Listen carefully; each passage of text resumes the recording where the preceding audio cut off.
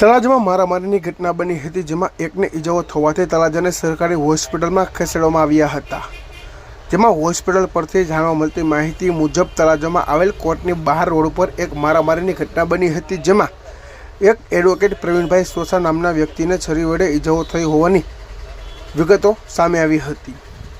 જેમાં ઈજાગ્રસ્તના જણાવ્યા પ્રમાણે કોર્ટની બહાર રોડ પર કિશોર નામના વ્યક્તિ સાથે અગાઉ બનાવને લઈને કેસ થયેલ હોય તે કેસ પાછો ખેંચવાનો કહીને મારામારી થઈ હતી. ઈજાગ્રસ્ત પ્રવીણભાઈ સોસાએ તેમ પણ જણાવેલ કે પહેલાં ઝપાઝપી કરી અને મારો છોડ ફાટી ગયેલ અને ત્યારબાદ છરી વડે હુમલો કર્યો. આ બનાવને લઈને વકીલ મંડળ પણ હોસ્પિટલ ખાતે દોડી આવ્યું હતું. સાથે તળાજા પોલીસ સ્ટેશનના પોલીસ અધિકારી ચાવડા સાહેબ પણ હોસ્પિટલ ખાતે પહોંચ્યા હતા અને પોલીસ ફરિયાદ નોંધવાની કાર્યવાહી હાથ ધરવામાં આવી હતી. વધુમાં ઈજાગ્રસ્તે શું કહ્યું સાંભળો. સાથે આ સમગ્ર ઘટનામાં સાચી હકીકત શું છે તે પોલીસ તપાસ બાદ જ ખબર પડશે. હાલ પોલીસ તપાસ ચાલુ છે. આપનું નામ? પ્રવીણભાઈ કિમજીભાઈ સોસા, વ્યવસાય? એડવોકેટ તળાજા. અચ્છા, શું આપની સાથે બનાવ બન્યો છે? હું સાહેબ કોર્ટમાંથી 11:30 બહાર આવતો હતો, બરાબર.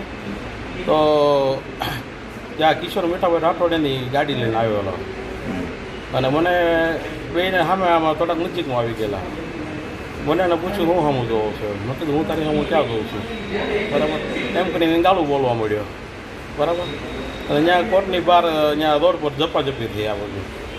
પછી એને એના હાથમાં સરી છે નાની, સરી કાઢીને મારો શર્ટ ફાડી નાખ્યો. પહેલાં શર્ટ ખુલી ગયો. પછી એના શરીરના 3-4 ઘા મને પડખામાં માર્યા, ડાબા પડખામાં. આ બનાવ કોર્ટની બહાર બન્યો કે કોર્ટ પરિસરમાં બન્યો? નહીં, કોર્ટની બહાર રોડ પર, મેદાન રોડ પર નહીં, કોર્ટની સાવ બહાર રોડ પર. અને આ કિશોર શું કરે છે?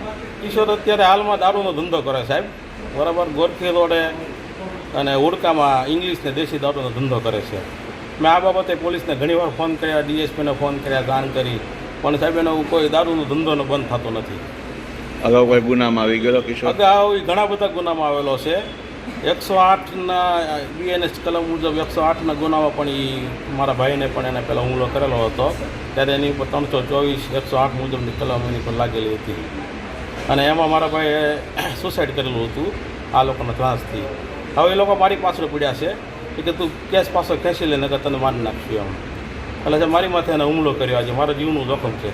કેટલા સમયથી ધમકી આપે છે? એવું કાંઈ ધમકી એને ચાલુ જ છે. એ બાબત મેં ઘણીવાર પોલીસ સ્ટેશનમાં અરજી પણ કરેલી છે, ડીએસપી સાહેબને પણ જાણ કરેલી છે મેં, બરાબર. પણ સાહેબ કોઈ આ બુટલેગર મોટો બુટલેગર છે જન્મજાત, અને સાહેબ આની સિવાય કોઈનો વ્યવસાય બીજો કાંઈ છે નહીં દારૂના ધંધા સિવાય. અને સાહેબ મેસુના સટ્ટાએ રમાડે છે મોટા પાયે.